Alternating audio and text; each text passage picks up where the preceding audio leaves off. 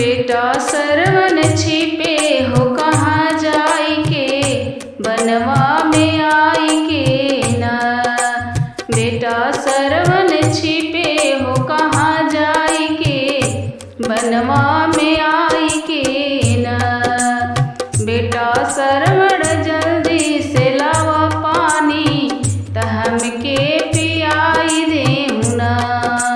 बेटा सरवण जल्दी से ले आओ पानी, त हमके पियाई देहु ना। नहीं त जान हमरे तड़पताटे, बनवा में आई के ना। नहीं त जान हमरे तड़पताटे, बनवा में आई के ना। बेटा सरवन छिपे हो कहाँ जाई के, बनवा में आई के ना।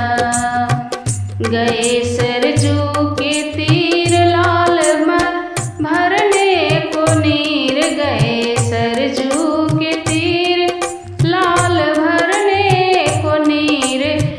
नहीं लौटे कमंडल डुबाई के, बनवा में आई के ना। नहीं लौटे कमंडल डुबाई के, बनवा में आई के ना। बेटा सरवन छिपे हो कहाँ जाई के, बनवा में आई के ना। इधर मिर्गा की जान मारा दशरथ ने बाढ़, इधर मिर्गा की जान मारा दशरथ ने बाढ़। सरवण गिरे लगले ऊहे मुरझाई के, बनवा में आई के ना। सरवण गिर गए ऊहे मुरझाई के, बनवा में आई के ना। बेटा सरवन छिपे है कहाँ जाई के, बनवा में आई के ना। राम राम की आवाज सुने बदल मिजाज, राम राम की आवाज सुन बदलेला मिजाज। दशरथ तुरंत गए वहाँ जे धाई के, बनवा में आई के ना। दशरथ तुरंत गए वहाँ जे धाई के, बनवा में आई के ना।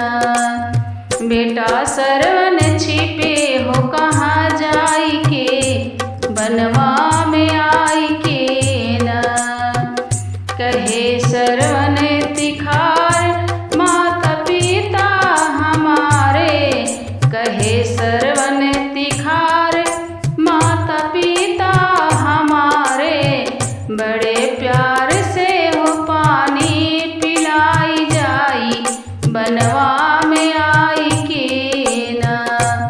बड़े प्यार से हो पानी पिलाई दे, बनवा में जाई के ना। बेटा सरवन छिपे हो कहाँ जाई के, बनवा में आई के ना। अंधा अंधी के पास नाई गए हो के निराश, अंधा अंधी के पास आए गए हो के निराश। काहे अपना कसूर समझाई के, बनवा में आई के ना। काहे अपना कसूर समझाई के, बनवा में आई के ना। बेटा सरवन छिपे हो कहाँ जाई के, बनवा में आई के ना। बेटा सरवन छिपे हो कहाँ